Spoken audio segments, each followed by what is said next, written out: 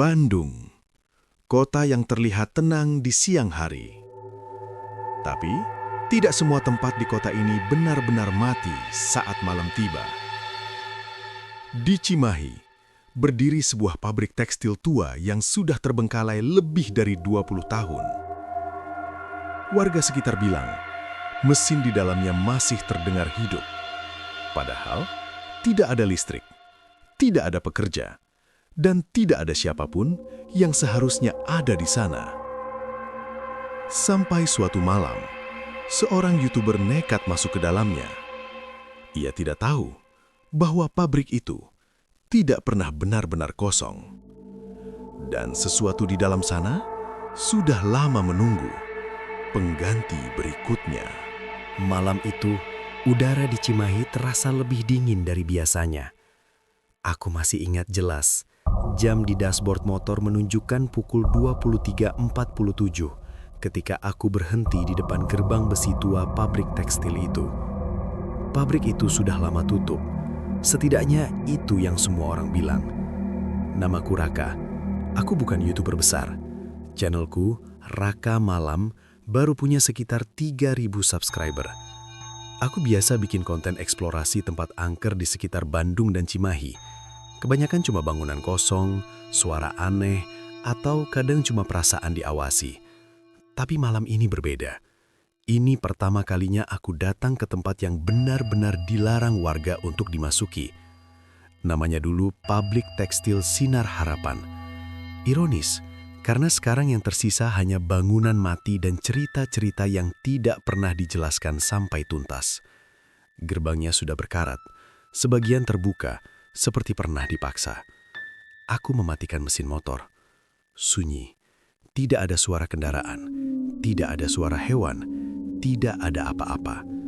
Hanya bangunan hitam besar di depanku, berdiri seperti bangkai raksasa yang membusuk. Aku menyalakan kamera. Teman-teman, malam ini aku ada di pabrik tekstil terbengkalai di Cimahi. Katanya pabrik ini tutup sejak tahun 2003 setelah pemiliknya meninggal secara misterius. Aku menelan ludah. Ada rumor, sejak saat itu, kadang masih terdengar suara mesin dari dalam. Aku sendiri tidak yakin percaya atau tidak, tapi ada satu alasan kenapa aku benar-benar datang. 2 hari lalu, seorang subscriber mengirim email. Singkat, kalau berani, datang jam 12 malam, mesin itu masih hidup. Tidak ada nama, tidak ada identitas, hanya itu. Dan entah kenapa, aku datang. Aku mendorong gerbang pelan-pelan. Krek! Suaranya memecah kesunyian malam. Aku langsung menoleh ke belakang. Refleks. Tidak ada siapa-siapa. Aku masuk. Halaman pabrik luas dan dipenuhi rumput liar setinggi lutut. Bangunan utamanya berdiri di depan, dengan jendela-jendela pecah seperti mata kosong yang menatapku. Langkah kakiku terdengar terlalu keras. Krush, krush. Setiap langkah seperti memberitahu sesuatu bahwa aku ada di sini. Aku mencoba menenangkan diri. Ini cuma bangunan kosong. Cuma bangunan kosong. Aku sudah sering melakukan ini. Aku sampai di depan pintu utama. Pintunya terbuka sedikit. Padahal, kata warga, tidak ada yang pernah masuk. Aku mengarahkan kamera ke dalam. Gelap, pekat, seperti lorong tanpa akhir. Aku menyalakan senter. Cahaya menembus debu yang melayang di udara. Di dalam, mesin-mesin tekstil besar berdiri diam, berkarat, tertutup debu tebal. Beberapa kain tua masih tergantung di mesin, membeku dalam waktu. Aku melangkah masuk. Dan saat kakiku melewati ambang pintu, aku merasakannya. Perasaan itu. Perasaan seperti aku tidak sendirian. Aku berhenti, mendengarkan. Sunyi. Aku menarik nafas panjang. Tenang, Rak. Aku melanjutkan berjalan. Aku berjalan di antara mesin-mesin besar itu, menyinari setiap sudut dengan senter. Tidak ada tanda kehidupan, tidak ada jejak baru, tidak ada apa-apa. Sampai brrrm. Aku membeku. Suara itu, suara mesin, pelan, bergetar, seperti sesuatu berputar. Aku langsung mematikan langkah. Jantungku berdetak kencang. Duk, duk, duk. Aku menahan nafas. Suara itu datang dari dalam, lebih jauh ke dalam pabrik. Aku mengangkat kamera, berusaha tetap tenang. Teman-teman, aku barusan dengar suara mesin. Suaraku bergetar. Aku tidak yakin ingin melanjutkan, tapi kakiku tetap bergerak. Selangkah, dua langkah, suara itu semakin jelas. Brrrm, brrrm.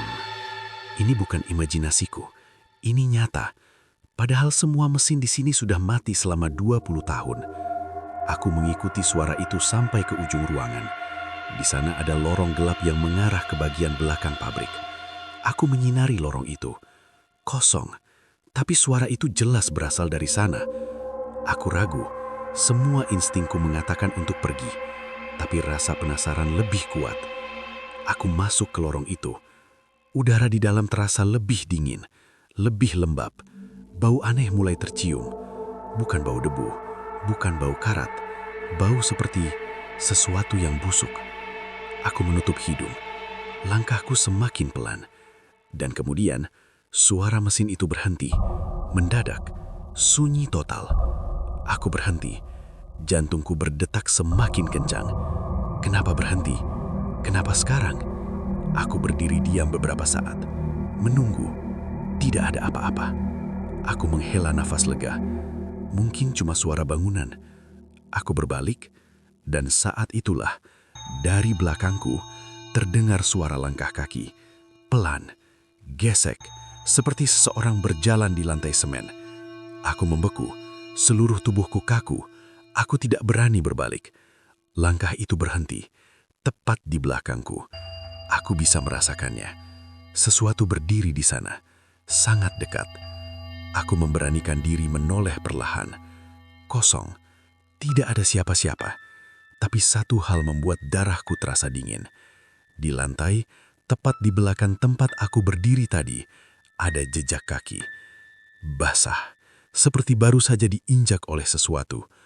Aku menyorotinya dengan senter. Jejak itu masih baru, dan perlahan, satu jejak baru muncul di depan mataku. Seolah ada kaki tak terlihat yang melangkah, mendekat, menuju ke arahku. Aku mundur satu langkah. Nafas mulai tidak beraturan. Jejak itu muncul lagi, satu lagi, satu lagi.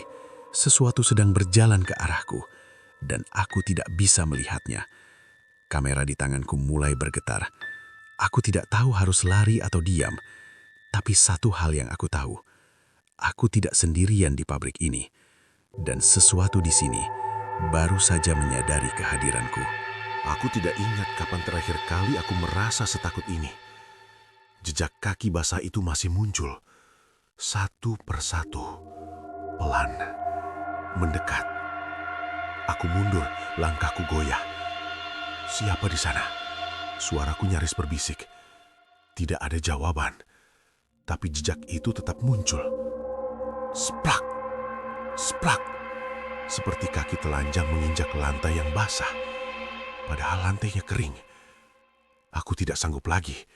Aku berbalik dan berlari. Langkah kakiku menggema di lorong sempit itu.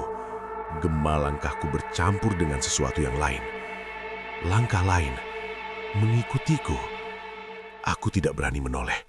Aku keluar dari lorong dan kembali ke ruangan utama. Napasku terengah-engah. Aku berhenti di dekat salah satu mesin besar. Sunyi lagi. Aku menoleh ke belakang. Tidak ada apa-apa. Tidak ada jejak baru. Tidak ada suara. Seolah semua itu tidak pernah terjadi. Aku mencoba menenangkan diri. Tenang. Tenang. Aku duduk di lantai sebentar, mengatur napas. Mungkin aku harus pulang. Mungkin ini sudah cukup. Tapi saat aku mengangkat kamera untuk mematikannya, aku melihat sesuatu di layar. Di belakangku, ada pintu. Aku langsung menoleh ke belakang. Tidak ada pintu. Aku melihat lagi ke layar kamera. Pintu itu jelas terlihat di sana. Di dinding beton sedikit ke kiri. Pintu besi kecil. Catnya terkelupas. Aku menurunkan kamera. Tidak ada apa-apa. Dinding itu polos. Aku mengangkat kamera lagi.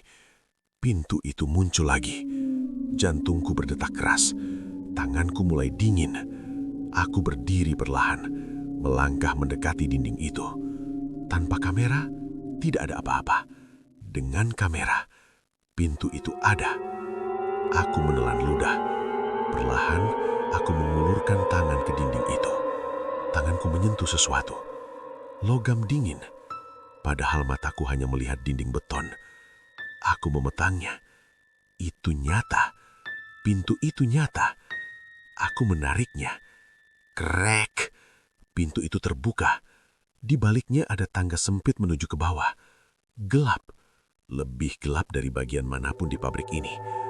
Bau busuk yang tadi samar sekarang jauh lebih kuat.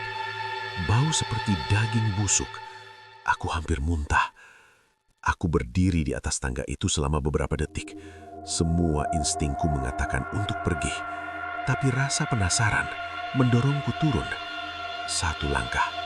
Tangga itu berderit pelan. 2 langkah. Udara semakin dingin. 3 langkah. Bau busuk semakin kuat. Aku menyorot ke bawah dengan senter. Tangga itu panjang, menuju ke ruang bawah tanah. Setiap langkah terasa berat, seperti ada sesuatu yang tidak ingin aku turun. Atau mungkin sesuatu di bawah sana sedang menungguku. Aku sampai di bawah. Ruangan itu luas, lebih luas dari yang aku bayangkan. Dindingnya beton kasar, lantainya kotor, dan di tengah ruangan ada sesuatu.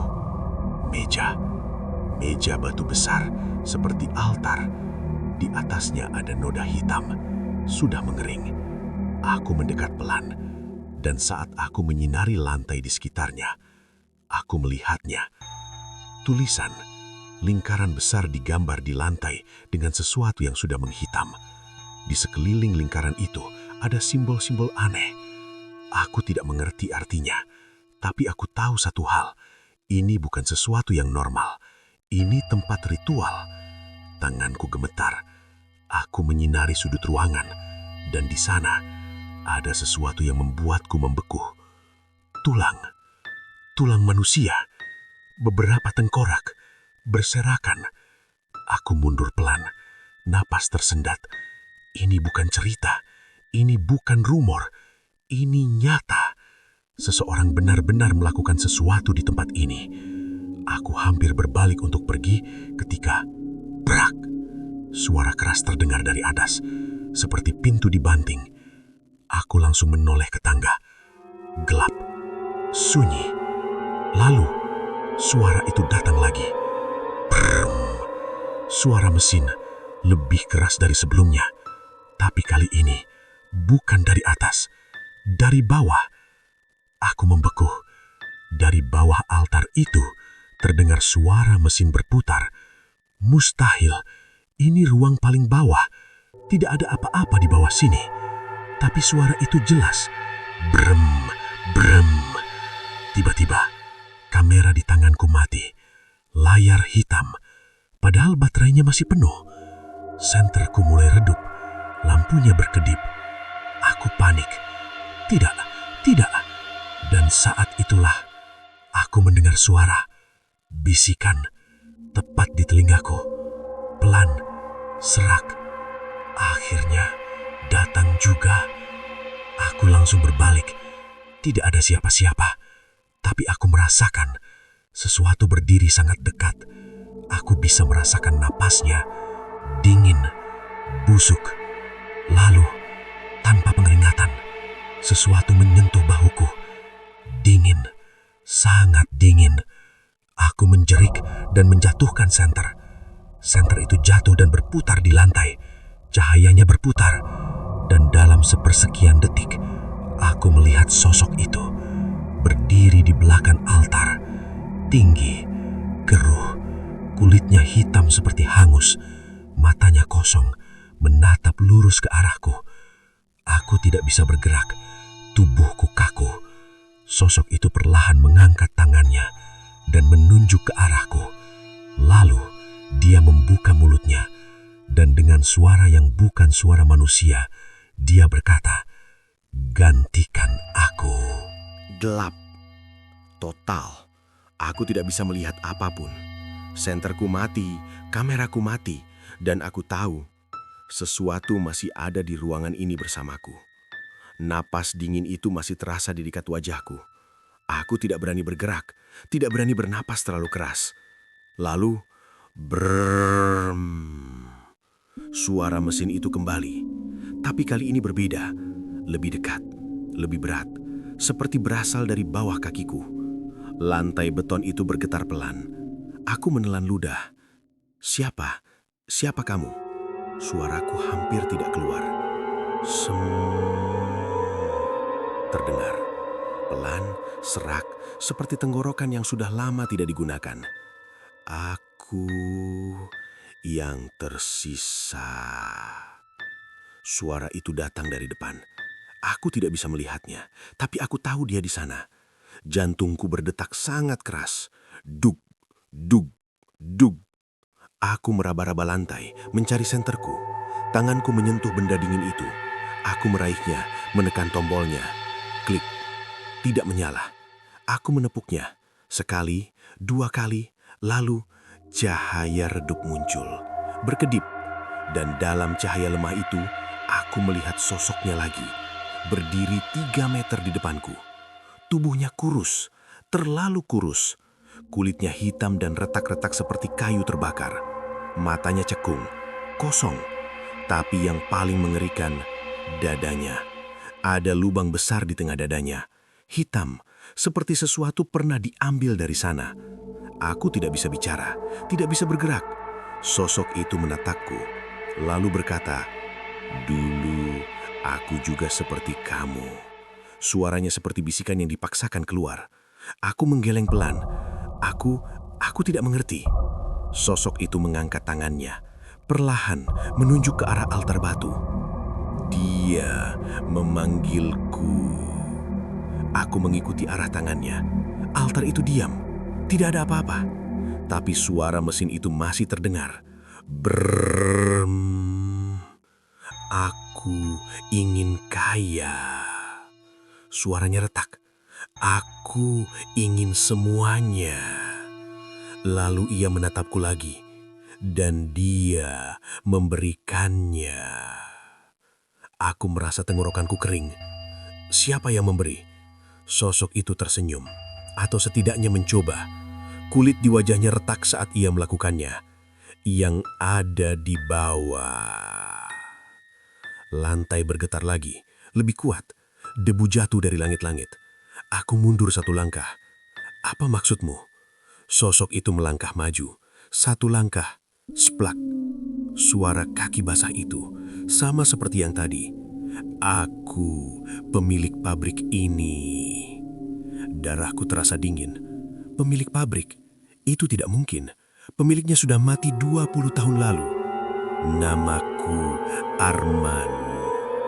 Nama itu terasa familiar. Aku pernah mendengarnya dalam artikel lama yang kubaca sebelum datang ke sini. Arman Wiratama, pemilik pabrik tekstil Sinar Harapan, pengusaha yang tiba-tiba kaya dalam waktu singkat dan mati misterius. Aku menatap sosok itu. Tidak, kamu sudah mati. Dia mengangguk pelan. Iya, tapi aku tidak pernah pergi. Suara mesin di bawah semakin keras. Brrrm, brrrm. Dia tidak membiarkanku pergi. Aku mulai gemetar. Siapa dia? Sosok itu menunjuk ke bawah altar yang memberiku segalanya. Lalu perlahan ia menunjuk ke arahku. Dan sekarang dia menginginkanmu. Aku menggeleng cepat. Tidak, aku tidak mau. Sosok itu menatapku dengan sesuatu yang hampir terlihat seperti belas kasihan. Dulu aku juga bilang begitu. Lalu tiba-tiba, brak. Altar batu itu retak. Suara keras memecah ruangan. Aku mundur cepat. Retakan hitam muncul di tengah altar. Dan dari dalam retakan itu keluar sesuatu. Cairan hitam pekat, mengalir seperti lumpur. Dan bau busuk itu sekarang jauh lebih kuat. Lantai bergetar hebat. Sosok Arman menatapku. Untuk pertama kalinya, aku melihat ketakutan di matanya. Dia bangun. Cairan hitam itu mulai bergerak, bukan mengalir, merayap, seperti hidup, menuju ke arahku. Aku mundur, tubuhku lemas. Aku ingin lari, tapi kakiku terasa berat. Sosok Arman berbisik, "Kalau dia mengambilmu, dia bebas." Aku menatapnya. "Ini salahmu." Dia tidak menjawab, hanya menatapku dengan wajah kosong itu. Cairan hitam itu semakin dekat, tinggal 1 meter dariku. Udara terasa semakin dingin, dan dalam suara mesin yang memekakkan telinga itu, aku mendengar sesuatu lain. Detak, seperti jantung, hidup di bawah lantai itu, menungguku. Cairan hitam itu bergerak. Pelan, tapi pasti. Seperti tahu kemana harus pergi. Menuju ke arahku. Aku mundur dengan napas tersengal. Tidak, tidak. Kakiku gemetar. Pikiranku kosong. Satu-satunya hal yang ada di kepalaku sekarang hanya satu. Lari. Aku berbalik dan langsung berlari ke arah tangga. Langkah kakiku hampir terpeleset karena panik. Aku tidak peduli lagi dengan kamera. Tidak peduli dengan apapun. Aku hanya ingin keluar dari tempat ini. Aku mencapai tangga dan langsung memanjat. 1 langkah, 2 langkah, 3 langkah. Suara mesin di bawah semakin keras. Berem, seperti marah, seperti tahu aku mencoba kabur. Aku terus naik. Tangga itu terasa lebih panjang dari sebelumnya. Jauh lebih panjang. Padahal tadi aku turun tidak selama ini. Napasku semakin berat, dadaku sakit. Tapi aku terus naik. Akhirnya, aku melihat pintu itu. Pintu besi menuju lantai utama. Aku mengelurkan tangan, meraih gagangnya, menariknya. Tidak bergerak. Aku menarik lebih keras. Tetap tidak bergerak. "Ayo!" Aku menariknya dengan seluruh tenagaku. Brak! Pintu itu terbuka. Aku hampir jatuh ke depan. Aku langsung keluar dan berbalik. Tangga itu masih ada. Gelap, sunyi. Tapi aku tidak peduli. Aku menutup pintu itu dan mundur. Aku harus keluar dari pabrik ini, sekarang. Aku berbalik menuju pintu utama pabrik. Langkahku cepat, hampir berlari. Aku bisa melihat cahaya bulan dari pintu depan. Tinggal beberapa meter lagi, sedikit lagi, sedikit lagi. Dan aku berhenti. Pintu itu tidak ada. Aku membeku.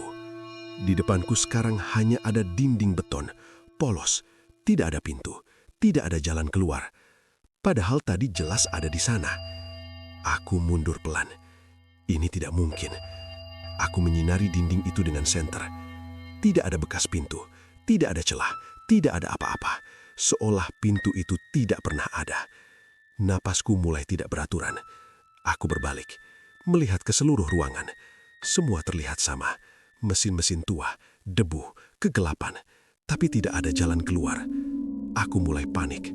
Aku berlari ke sisi lain ruangan, mencari pintu lain, jendela, apa saja. Tapi semua jendela tertutup. Sebagian bahkan sudah menjadi bagian dari dinding. Seperti bangunan ini berubah, menjebakku di dalam. Lalu, berem, suara mesin itu kembali. Kali ini, dari semua arah. Mesin-mesin di sekitarku mulai bergetar. Pelan, debu jatuh dari permukaan mereka. Aku menatap salah satu mesin besar di dekatku, dan aku melihatnya. Mesin itu bergerak, sedikit.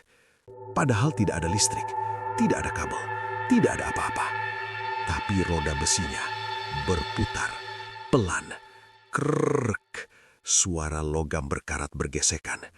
Aku mundur, tubuhku lemas. Ini tidak nyata, ini tidak nyata. Lalu, aku merasakannya. Sesuatu menyentuh kakiku. Dingin, basah. Aku melihat ke bawah. Cairan hitam itu sudah sampai di kakiku. Aku menjerit dan mencoba mundur. Tapi cairan itu menempel, lengkit, seperti hidup. Ia merayap naik ke pergelangan kakiku. Dingin yang luar biasa menjalar ke seluruh tubuhku. Aku mencoba mengibaskannya. Tidak berhasil. Ia terus naik, ke betisku, ke lututku. Lepas! Aku memukulnya. Tidak ada efek. Cairan itu mulai meresap ke dalam kulitku.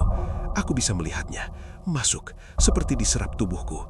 Dan saat itu terjadi, rasa sakit luar biasa menghantamku. Aku jatuh ke lantai, tubuhku kejang.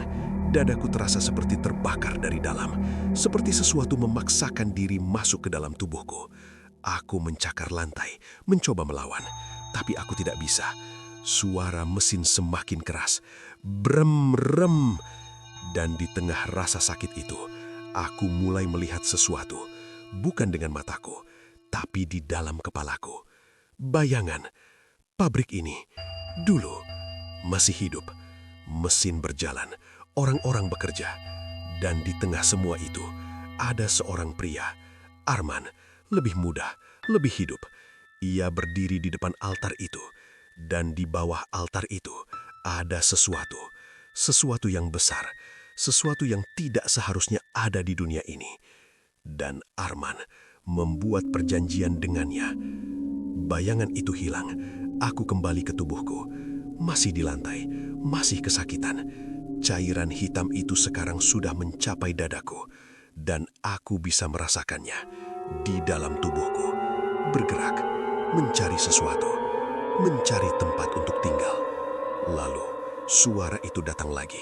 Bukan dari luar, dari dalam kepalaku. Dalam, berat. Tubuh ini cocok. Aku membeku. Air mataku mengalir. Tidak, tolong. Suara itu tidak peduli. Kau akan menggantikannya. Dan untuk pertama kalinya dalam hidupku, aku merasakan sesuatu yang bukan diriku bernafas dari dalam tubuhku sendiri. Aku masih hidup, tapi aku tidak yakin aku masih sepenuhnya diriku sendiri. Aku terbaring di lantai pabrik, tubuhku dingin, keringat membasahi wajahku. Dadaku naik turun cepat.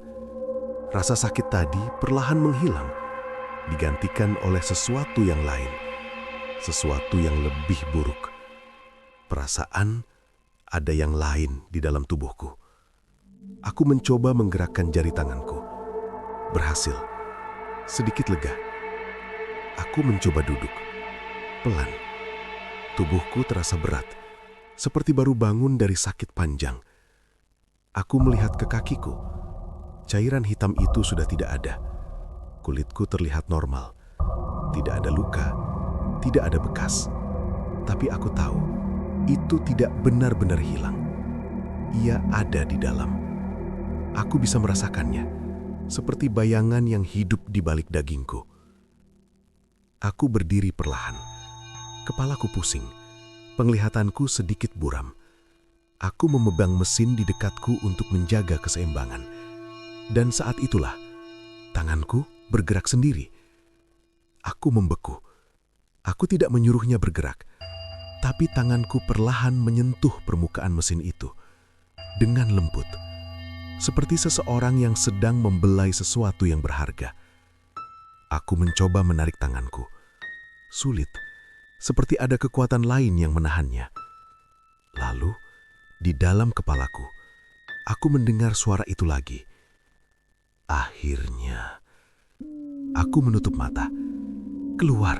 Keluar dari tubuhku. Tidak ada jawaban, tapi aku bisa merasakan sesuatu yang sedang melihat, menggunakan mataku. Aku membuka mata, dan dunia terlihat berbeda. Mesin-mesin tua di sekitarku tidak terlihat mati lagi. Aku bisa melihat bayangan orang-orang berdiri di dekat mesin, bekerja, diam, tanpa suara, seperti rekaman masa lalu. Aku menoleh cepat. Bayangan itu hilang. Aku gemetar. Apa yang terjadi padaku? Lalu, tanpa peringatan, kepalaku bergerak sendiri, pelan, menoleh ke arah tertentu, ke arah lorong. Aku mencoba melawan. Tidak bisa. Leherku terasa kaku, dipaksa melihat ke sana. Dan di ujung lorong itu, aku melihatnya. Sosok Arman masih berdiri, masih menatapku. Tapi kali ini, ada sesuatu yang berbeda. Ia terlihat lemah. Tubuhnya lebih transparan dari sebelumnya. Ia menatapku dengan ekspresi campuran antara harapan dan ketakutan. Kau merasakannya. Aku mencoba bicara. Pergi dari tubuhku. Tapi kata-kata itu terasa berat, seperti ada yang mencoba menahannya. Arman mendekat pelan. Dia sudah masuk. Aku menggeleng. Tolong, keluarkan dia. Arman menatapku lama, lalu berkata, "Tidak bisa." Hatiku terasa jatuh. Sekarang, kau bagian dari pabrik ini. Tidak, aku mencoba melangkah mundur, tapi kakiku tidak bergerak. Bukan karena tidak bisa, tapi karena sesuatu tidak mengizinkannya. Aku merasakan tubuhku berdiri tegak, diam, kaku, seperti boneka. Lalu, tanganku bergerak lagi, pelan, mengangkat, menatap telapak tanganku sendiri. Aku tidak melakukannya. Sesuatu di dalam diriku yang melakukannya. Aku mencoba berteriak. Tidak ada suara yang keluar. Dan di dalam kepalaku, suara itu berbisik lagi. Sudah lama aku tidak melihat dunia luar. Nafasku membeku. Ia menggunakan mataku untuk melihat, untuk merasakan, untuk hidup kembali. Air mataku jatuh. Aku masih sadar, masih di sini. Tapi aku bukan satu-satunya yang ada di dalam tubuh ini sekarang. Aku adalah penumpang di tubuhku sendiri. Arman menatapku. Itulah yang terjadi padaku dulu. Aku menatapnya. Putus asa. Apa yang harus kulakukan? Arman terdiam untuk beberapa detik. Lalu berkata pelan, "Kalau kau tetap di sini, kau akan hilang seperti aku." Tiba-tiba, tubuhku bergerak sendiri. Satu langkah ke depan. Aku tidak mengendalikannya. Langkah kedua, menuju ke arah lorong. Menuju ke arah tangga bawah tanah. Tidak! Berhenti! Aku mencoba melawan seluruh tenagaku. Tapi tubuhku tidak mendengar. Ia berjalan sendiri. Dan aku hanya bisa melihat, tanpa bisa mengendalikan apapun. Dan saat aku melewati Arman, ia berbisik, "Dia ingin keluar." Kata-kata itu menghantamku lebih keras dari apapun. Keluar dari pabrik, menggunakan tubuhku. Tubuhku terus berjalan menuju tangga. Duran, masuk kembali ke kegelapan. Dan aku tahu, jika aku tidak menemukan cara menghentikannya, aku akan benar-benar hilang selamanya. Aku tidak mengendalikan tubuhku, tapi aku masih bisa merasakan semuanya. Setiap langkah, setiap napas, setiap detak jantung. Tubuhku menuruni tangga menuju ruang bawah tanah lagi. Pelan, tenang, seperti seseorang yang pulang ke rumahnya sendiri. Sementara aku terjebak di dalamnya. Aku tidak mau, bisikku dalam hati. Tapi sesuatu di dalam diriku tidak peduli. Ia terus berjalan. Tangga itu terasa lebih dingin dari sebelumnya. Udara semakin berat. Bau busuk semakin menyengat. Dan semakin jauh aku turun, semakin kuat detak itu. Duk, duk, duk. Bukan jantungku. Sesuatu yang lain. Sesuatu yang hidup di bawah altar itu. Tubuhku mencapai lantai bawah. Berhenti di depan altar batu yang retak. Cairan hitam masih merembes dari celahnya. Bergerak pelan, seperti bernafas. Tanganku bergerak sendiri, mengangkat, menyentuh altar itu. Dan saat kulitku menyentuh batu dingin itu, aku melihat sesuatu lagi. Bukan dengan mataku, tapi di dalam kepalaku. Aku melihat Arman, masih hidup, masih manusia. Ia berdiri di ruangan ini. Tapi ruangan ini tidak terlihat seperti sekarang. Lebih bersih, lebih baru. Altar itu utuh. Dan Arman tidak sendirian. Ada seseorang di depannya. Seorang pria tua. Tubuhnya kurus, matanya tajam. Ia memakai pakaian hitam lusuh. Pria tua itu berbicara. Kau yakin dengan keputusanmu? Arman terlihat gugup, tapi ia mengangguk. Aku sudah kehilangan segalanya. Pabrik ini hampir bangkrut. Pria tua itu tersenyum tipis. Kalau begitu, kau harus memberi sesuatu sebagai gantinya. Apa saja, tanpa ragu. Pria tua itu menunjuk altar. Apapun yang hidup membutuhkan pengganti. Arman terdiam. Aku tidak mengerti. Pria tua itu mendekat, berbisik di telinganya. Dan saat Arman mendengar itu, wajahnya berubah. Takut, tapi juga tergoda. Itu terlalu mahal. Pria tua itu tersenyum lagi. Kekayaan tidak pernah murah. Ruangan itu menjadi gelap. Lalu, aku melihat lagi. Pabrik itu hidup kembali. Mesin berjalan, orang-orang bekerja. Arman berdiri di lantai atas, tersenyum. Ia berhasil. Ia kaya, ia memiliki segalanya. Tapi lalu, satu pekerja menghilang. Tidak ada yang tahu kemana. Lalu pekerja lain, dan satu lagi, dan satu lagi. Satu persatu menghilang. Dan setiap kali seseorang menghilang, suara mesin di ruang bawah tanah semakin kuat. Berem, berem, sampai akhirnya tidak ada lagi yang tersisa. Hanya Arman, sendiri. Ia berdiri di depan altar, ketakutan. Aku sudah memberimu semuanya. Suara itu menjawab, suara yang sekarang ada di dalam diriku. Belum semuanya. Cairan hitam itu bergerak, menuju Arman. Ia mencoba lari, tapi tidak bisa. Cairan itu naik ke tubuhnya, masuk ke dalam dirinya, sama seperti yang terjadi padaku. Arman berteriak, menangis, memohon, tapi sudah terlambat. Dan saat itu, aku mengerti. Perjanjian itu bukan tentang memberi tumbal sekali. Ia tentang menjadi tumbal terakhir. Menjadi wadah, menjadi penjaga, sampai ada pengganti. Penglihatan itu hilang. Aku kembali ke tubuhku. Tanganku masih menyentuh altar. Dan sekarang aku tahu kebenarannya. Aku adalah pengganti Arman. Kalau entitas itu sepenuhnya mengambil tubuhku, Arman akan bebas. Dan aku akan terjebak di sini, selamanya. Tidak, aku mencoba melawan. Aku tidak mau menjadi seperti dia. Tidak mau terjebak di tempat ini. Tidak mau menjadi sesuatu yang bukan diriku. Dan untuk pertama kalinya, aku mendengar suara lain. Suara Arman, lemah. Masih ada cara. Aku melihat ke samping. Arman berdiri di sana, lebih samar dari sebelumnya. Hentikan dia. Bagaimana? Arman menunjuk altar. Perjanjian itu harus diputus. Dengan darah. Hatiku terasa dingin. Darah siapa? Arman menatapku. Lama. Wadahnya. Aku mengerti. Aku harus mati. Itulah satu-satunya cara menghentikannya. Itulah harga untuk memutus perjanjian itu. Aku mundur pelan. Tidak, pasti ada cara lain. Tapi di dalam diriku, sesuatu tertawa. Pelan, menikmati ketakutanku. Kau sudah memilih saat kau masuk ke sini. Tubuhku mulai bergerak lagi. Tanganku meraih sesuatu di atas altar. Sebuah pecahan logam tajam, berkarat. Aku mencoba melepaskannya. Tidak bisa. Tanganku mengangkat logam itu, mengarahkannya ke dadaku sendiri.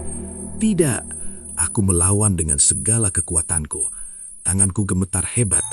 Logam itu semakin dekat ke dadaku. Dan aku tahu, dalam beberapa detik lagi, semuanya akan berakhir. Ujung logam berkarat itu menempel di dadaku. Dingin, tajam. Tanganku sendiri yang memegangnya, tapi aku bukan yang menggerakkannya. Aku bisa merasakan tekanan di telapak tanganku. Kekuatan lain yang memaksaku. Perlahan, sedikit lagi, sedikit lagi. Tidak! Aku berteriak dalam pikiranku. Aku tidak mau mati di tempat ini. Aku tidak mau menjadi seperti Arman. Terjebak. Sendiri. Selamanya. Tapi suara itu menjawab dari dalam diriku. Tenang. Pasti. Tidak terburu-buru. Ini takdirmu sekarang. Tanganku semakin menekan logam itu. Ujungnya mulai melukai kulitku. Perih. Darah mulai keluar, sedikit, hangat.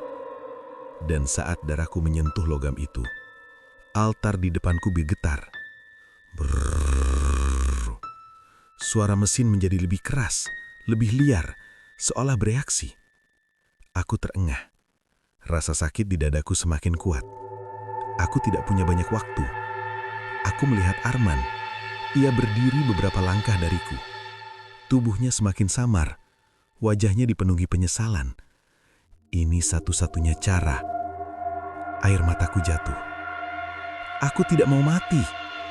Arman tidak menjawab karena ia tahu tidak ada pilihan lain. Kalau aku tidak menghentikannya sekarang, entitas ini akan keluar, menggunakan tubuhku, dan mungkin mengambil lebih banyak lagi. Lebih banyak korban, lebih banyak jiwa. Aku memejamkan mata. Pikiranku dipenuhi bayangan hidupku, ibuku, rumahku, semua yang belum sempat kulakukan. Aku tidak siap. Aku benar-benar tidak siap. Tapi kalau aku tidak melakukannya, semuanya akan lebih buruk. Aku menarik napas panjang untuk terakhir kalinya. Aku tidak akan menjadi milikmu. Suara itu tertawa pelan. Kau sudah menjadi milikku. Tidak. Aku mengumpulkan semua kekuatanku, semua kemauanku, semua diriku. Untuk pertama kalinya sejak cairan hitam itu masuk ke tubuhku, aku melawan. Benar-benar melawan. Tanganku gemetar hebat. Logam itu berhenti bergerak. Entitas itu mencoba memaksaku lagi, tapi aku menahan. Ototku terasa seperti robek. Kepalaku terasa seperti akan pecah.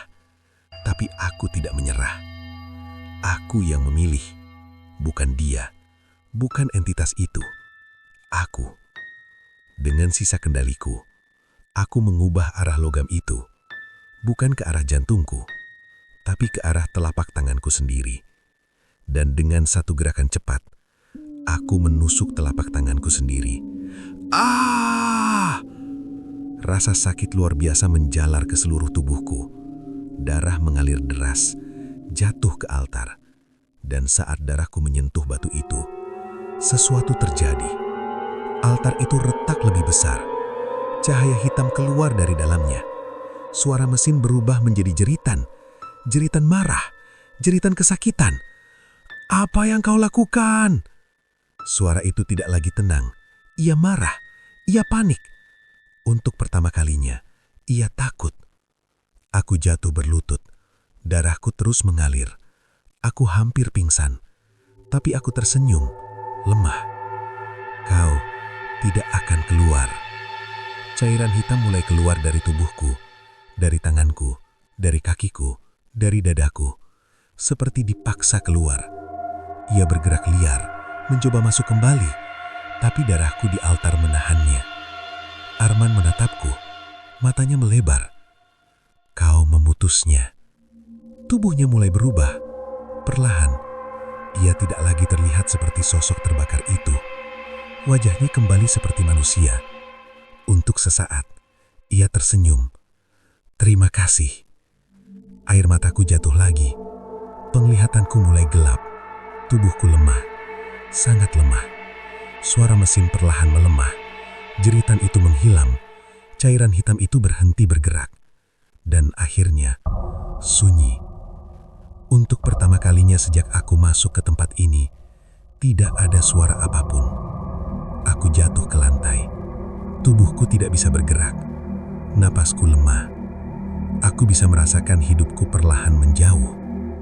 Aku berhasil. Aku menghentikannya. Tapi aku tidak yakin akan selamat. Hal terakhir yang aku lihat adalah Arman. Tubuhnya perlahan menghilang, bebas. Sementara aku terbaring sendirian di ruang bawah tanah itu. Aku terbangun oleh suara sirina. Jauh, samar, lalu semakin dekat. Kesadaranku seperti naik turun di permukaan air. Dingin, gelap. Bau debu dan karat masih terasa di hidungku. Aku mencoba membuka mata. Silau. Cahaya senter dan lampu dari atas tangga menyinari ruang bawah tanah itu. Ada suara orang. Di sini, ada orang di bawah. Tanganku terasa berat. Telapak tanganku masih perih. Tapi aku hidup. Aku masih hidup. Beberapa pria berseragam menarik tubuhku menjauh dari altar yang sudah retak itu. Suara mereka terdengar panik. Banyak tulang di sini. Ini bukan tempat biasa. Aku mencoba bicara. Mesinnya. Suaraku terlalu lemah. Salah satu dari mereka menatapku. Kamu beruntung masih hidup. Satpam bangunan sebelah lihat lampu kedip-kedip dan dengar suara aneh. Kami pikir ada kebakaran. Lampu kedip-kedip? Aku ingat. Kameraku mati. Senterku mati. Tapi mungkin sebelum semuanya berakhir, ada sesuatu yang aktif. Atau seseorang.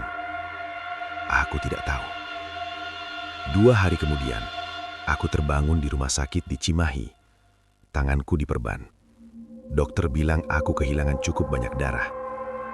Ada luka tusukan di telapak tanganmu, dalam sekali. Kamu bisa saja meninggal kalau terlambat ditemukan. Aku hanya diam. Mereka bilang polisi sudah mengamankan pabrik itu. Ruang bawah tanahnya ditutup. Kasusnya sedang diselidiki. Mereka menemukan banyak tulang manusia. Beberapa sudah sangat tua, beberapa tidak. Tapi yang aneh, tidak ada tanda ritual aneh seperti yang kulihat. Tidak ada cairan hitam, tidak ada simbol di lantai. Seolah semuanya sudah hilang. Seolah sesuatu sudah selesai. Seminggu kemudian, aku pulang. Luka di tanganku masih perih tapi membaik. Channel YouTube-ku meledak. Video terakhir yang tersimpan di kameraku berhasil dipulihkan. Subscriberku mengirim pesan. Mereka bilang video itu terpotong di bagian aneh. Rekaman menunjukkan aku berdiri kaku di ruang bawah tanah. Lalu layar dipenuhi gangguan. Suara mesin terdengar keras. Lalu jeritan. Lalu gelap.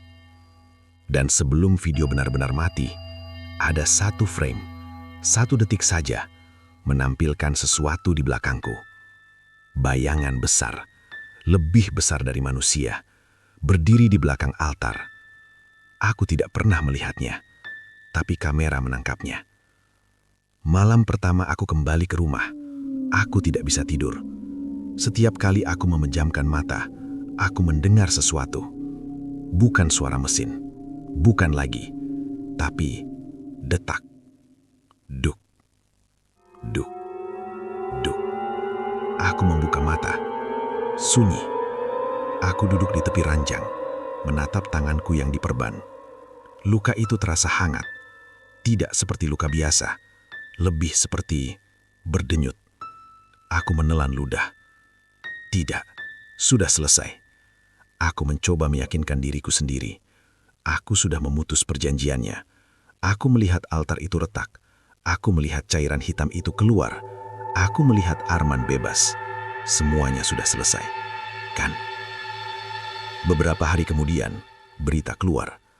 Pabrik tekstil Sinar Harapan akan dihancurkan, dirobohkan total. Investor baru membeli lahannya untuk dibangun perumahan. Aku menonton berita itu dari layar ponselku. Aneh, di dalam diriku ada sesuatu yang terasa terusik. Tidak marah, tidak sedih, hanya tidak suka. Dan saat itulah aku menyadarinya. Suara itu sudah tidak terdengar lagi. Tidak ada bisikan, tidak ada tawa, tidak ada tekanan di kepalaku. Aku bisa menggerakkan tubuhku sepenuhnya. Aku merasa normal, benar-benar normal. Untuk pertama kalinya sejak malam itu, aku tersenyum kecil. Mungkin semuanya memang sudah berakhir. Sampai malam itu, aku sedang merekam video update untuk subscriberku, menjelaskan apa yang terjadi, atau setidaknya versi yang bisa kuceritakan. Aku duduk di depan kamera, lampu menyala, ruangan tenang. Teman-teman, untuk sementara aku akan berhenti eksplor tempat angker. Kejadian kemarin hampir merenggut nyawaku. Aku menarik napas, dan aku belajar tidak semua tempat harus kita datangi. Aku hendak mematikan kamera, tapi sebelum itu, aku melihat sesuatu di layar. Di pojok belakang kamarku, ada bayangan. Tinggi, diam. Aku langsung menoleh. Kosong. Tidak ada apa-apa. Aku melihat kembali ke layar. Bayangan itu masih ada. Tapi kali ini bukan berdiri, melainkan menyatu dengan bayanganku sendiri. Aku membeku. Perlahan, sangat perlahan, bayangan di layar itu mengangkat tangan. Aku tidak mengangkat tangan, tapi di layar, bayanganku melakukannya. Dan kemudian, ia menoleh, menatap langsung ke kamera. Padahal tubuhku tidak bergerak. Senyumnya tipis, tidak manusiawi. Dan dalam suara yang sangat pelan, hanya terekam oleh mikrofon kamera, terdengar bisikan. Wadah, tidak harus tinggal di pabrik. Layar kameraku seketika mati. Lampu padam, ruangan gelap. Dan di tengah kegelapan itu, aku merasakan sesuatu. Bukan di sekitarku, bukan di bawah tanah, bukan di pabrik, tapi di dalam bayanganku sendiri. Detak itu kembali. Pelan, tenang.